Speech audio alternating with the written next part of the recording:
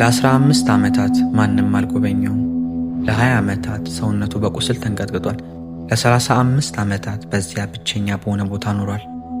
ተረሳ፣ አልታየም። ነገር ግን ብቻውን አልነበረም። 4 የሰማይ ፍጡራን በአፈር ውስጥ የተኛን ሰው ከበዋል። ግሩማን የሆኑ መላእክት በዙሪያው ቆመዋል። ግን ለምን መላእክቱ ይህን ሰው ይጠብቁታል? ከሚጠብቁትስ ለምን አይፈውሱትም? በምድር ላይ ከሚሰቃይስ ለምን ነፍሱን አይወስዷትም? ግን ይህ መከራ ዓላማው መጥፎ ነገር አልነበረም። በተቃራኒው ውስጡ በአስጎምጂ ፍሬዎች ተሞልቷል። ነገር ግን ታሪኩ የሚጀምረው ከታመመው ሰው አይደለም፣ ከሌላ ሰው ነው የሚጀምረው። ልክ እንደ ታመመው ሰው ከተገፋ መነኩሴ። መላእክት እየተሰቃየ ያለውን ሰው ሲጠብቁ ከመታየታቸው በፊት ድምፅ ከሰማይ ተሰምቶ ነበር እና ይህንን ድምፅ የሰማ አንድ ሰው ብቻ ነበር። አባ ኪሮስ በጸጥታ ወደ ቤተ ክርስቲያኑ ገባ። ዓይኖቹንም ወደ ላይ አንስቶ ተመለከተ። የድንግል ማርያምንም ምስል አየው። እመቤቴ አስቢኝ አላት። ከዚያም ያች ምስል መለሰችለት። እመቤታችንም ተናገረች። ኪሮስ ሆይ መምጣትህ መልካም ነው አለችው። ድምጿ ገር ነበር፣ ነፍሱንም አለመለመችው። መናገሯንም ቀጠለች። እዚያ አትቆይ፣ ተመለስ፣ የአባትህን አጽም ጠብቅ። ኪሮስ ተንቀጠቀጠ፣ ደጋግሞ መሬት ላይ ወደቀ። ሰውነቱንም እያደከመ 700 ጊዜ ሰገደ። እንግዳ ነህና በቃ በምሕረት መዝገብም ተመዝግቦልሃልና ተነሳ ብላ አስነሳችው። ነገር ግን ከስግደቱ ሲነሳ እንግዳ የሆነ ነገር ተቀበለው። መነኮሳቱ እያዩት እሱን መንቀፍ ጀመሩ። ሰውነቱን ሲያዩት ጠንካራ፣ ፊቱንም ሲያዩት ብሩህ ነበር። እርስ በእርሳቸውም በሹክሹክታ ተነጋገሩ። ከከተሞች የመጣ ሰው ነው፣ በጾም በጸሎት አልደከመም፣ ሰውነቱም ጠንካራ ነው አሉ። የእግዚአብሔር እናት ያነጋገረችው በሰው ዓይን ተመረመረ። ስግደትን የሚሰግደውን ጾምና ጸሎት አያውቅም ተባለ። ነገር ግን ምንም አልመለሰላቸውም። እነርሱ ግን ነቅፈው ከእነርሱ ለይተው አባረሩት። ከመካከላቸውም ለይተው አወጡት። ወደዛ ድሃ ሰውም ሰደዱት። ወደ ክብር ቦታ ሳይሆን በጸጥታ ወደ ተዋጠ መንደር ከገዳሙ ርቆ ወደሚገኝ ቦታ አስኬዱት። ሲደርስ ግን ያገኘው ነገር አስደንጋጭ ነበር። አንድ ሰው መሬት ላይ እየተንቀጠቀጠ ተኝቷል። አቧራ በቆዳው ላይ ተጣብቆ ለብሶታል። እስትንፋሱ ትክክል አልነበረም። ነገር ግን በዙሪያው ያሉትን ሲያያቸው ሰውነቱን አድናቆት ወረረው። አየሩ ባዶ አልነበረም። በዚያ ድሃ ሰው ዙሪያ ግሩማን ፍጥረታት ነበሩ።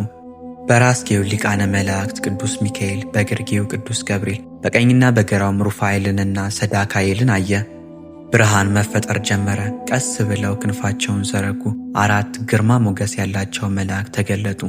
እንዲህ አይነቱን ምሕረት በማየቱ አባ ኪሮስ በጣም ተደሰተ።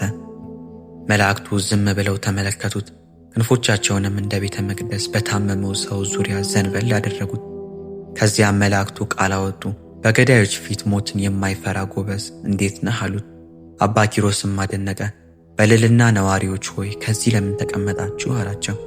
ይህን ድሃ እንድንጠብቀው ከእግዚአብሔር ታዘናል አሉት።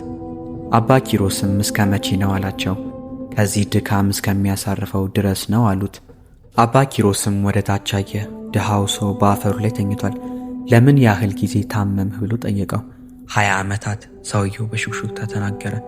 20 ዓመታት የመንቀጥቀጥና የህመም ጊዜ፣ 20 ዓመታት ያለ ፈውስና ያለ መድኃኒት፣ 20 ዓመታት በስቃይና በብቸኝነት ኖረ።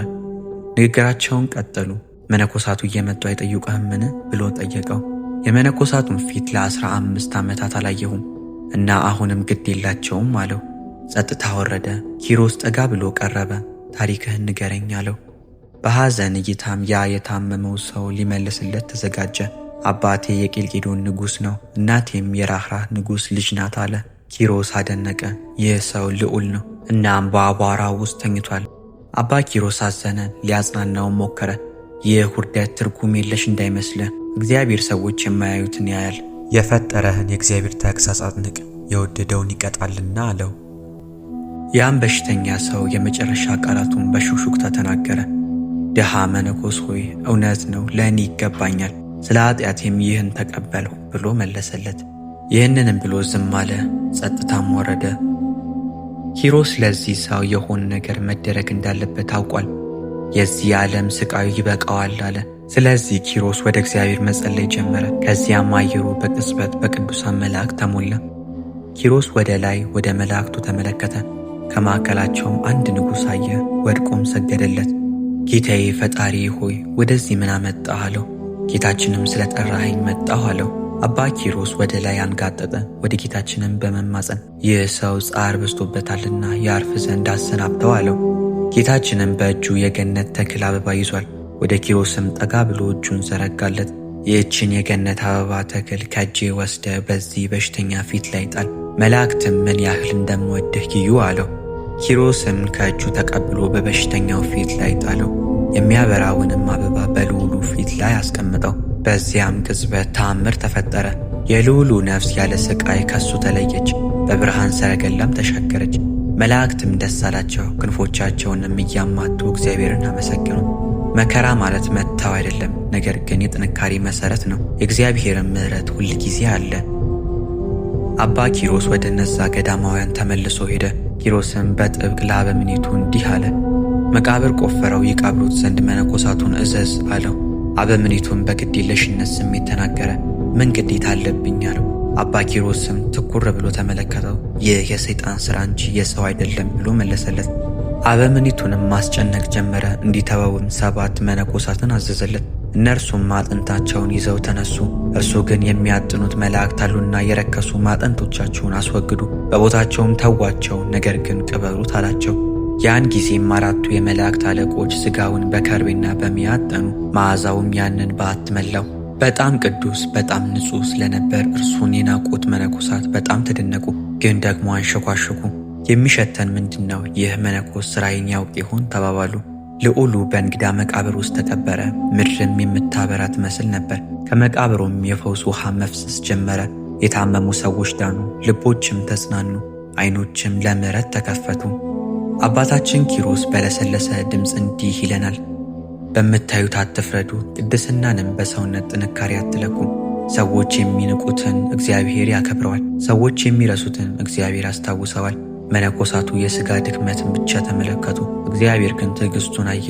እነርሱ በአፈር የሚንከባለል ሰውን አዩ፣ ክርስቶስ ግን ለክብር የተዘጋጀችን ነፍስ አየ። አንዳንድ ጊዜ በአፈር ውስጥ የተኛ ሰው በመላእክት የተከበበ ሊሆን ይችላል። ትሕትናን እንማር፣ ንስሐን እንፈልግ። እናም እንደ እርሱ በሕይወት መጽሐፍ ውስጥ እንድንጻፍ የእርሱ መልካም ፈቃድ ይሁንልን። አሜን።